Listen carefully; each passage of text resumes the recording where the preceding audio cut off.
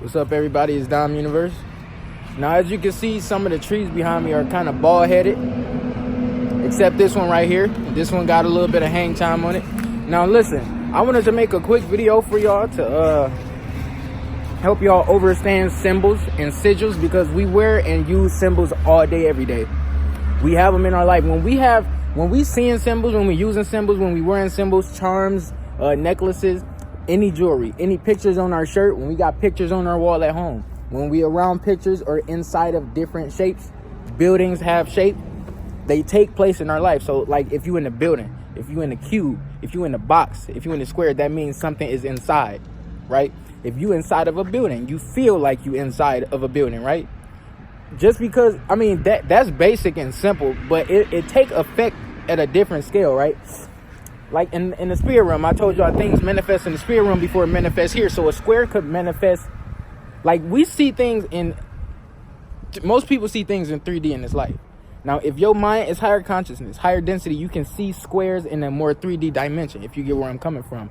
Like the seeds of life, the tree of life. If you look at certain things in this world, like the dots on the middle part of a flower, the circle in the middle, it got dots on it. These dots, like this right here.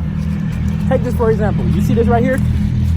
You see this? If you look at this the correct way, you can make a cube if you look at it correctly. So this right here, this whole area right here makes a cube. Like it just depends how you look at things, right? And that's also that's alchemy, but we're not talking about that right now. Depending on how you look at things, just like how you could look at the dirt and you probably see a face in the dirt, you're manipulating matter. Okay, so let's talk about the symbols. When we were in things like shapes, triangles, cubes, any shapes, animals, charms, when we were in symbols, sigils, when we were in things like the yin symbol. Yin represents balance, feminine energy, dark and light, masculine and feminine, male, female, yin and yang. It equals balance in your life. It will manifest balance in your life. When you give energy to the symbols and they manifest something.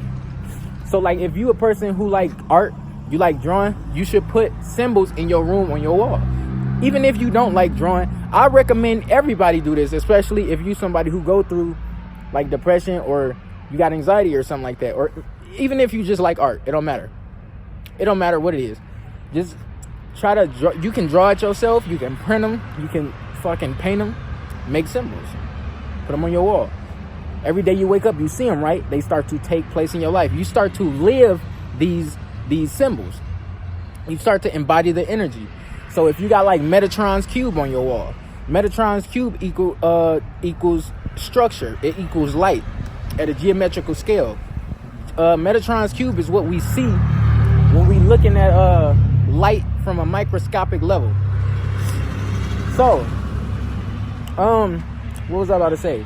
So yeah, if you wearing things like that, or like the Hamza hand, if you got it on your necklace, if you got it on the bracelet, if you got it on the anklet, whatever, if you got it on a tattoo, all these symbols take shape in your life. These symbols were here many millions of years ago, right? So they already had meaning. Now another thing is, like I told y'all in my video about tattoos, when people see certain symbols on you, they send a certain energy and it affects your body. Like when you got tattoos, because tattoos, you really have no benefit getting no tattoo. Like it's really no point to get no tattoo. I'm not saying it's bad, but you don't get no benefit from that shit, and you may become egotistic because you got new tattoos. You know it's there, so you want people to see it, right? So depending on what you got, so it's like some symbols, dependent on some symbols, because certain people have a belief system that came from a religion or what they family taught them, so they think some symbols are satanic, so they may send a negative energy towards your symbols. Now it's not like you gotta necessarily be too careful about what you wear because it's your jewelry, but at the same time, things like skeleton skulls or bones, people may look at these and think this guy is satanic, he's goth, he's emo, he may be into some weird dark shit, he probably sacrificed animals. But really, skulls just represent structure. It represents bones have a meaning. I'm not sure of the whole meaning of bones, But I do know one meaning of the bone is structure, because you need bones for your body to be structured, right? You ain't got no bones, your body is going to fall. It's going to be flappy. What type of structure your body got? What type of physique is your body going to have? So yeah, all the symbols we wear, when we got these clothes on, these shapes, these symbols and stuff, they take place in our life. So if you got like a shirt with a demon on it, you got a shirt with a demon on it. This is just the example. A shirt with a demon on it. I'm not going to say you opening yourself up for demonic possession, but you are under dark energy. Like, people out here be calling themselves demon.